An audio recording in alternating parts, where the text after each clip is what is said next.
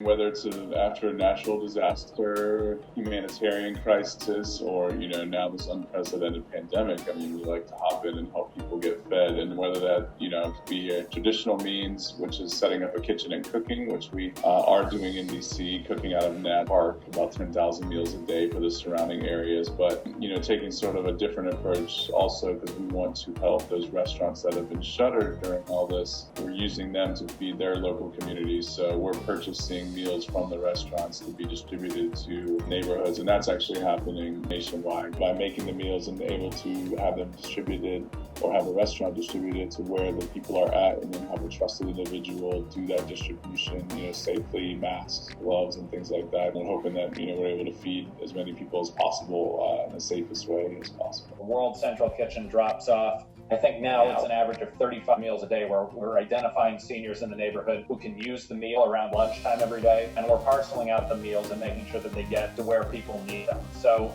I generally volunteer. There's a rotating group of, I'd say, probably 8 or 10 volunteers who offer their time most reliably.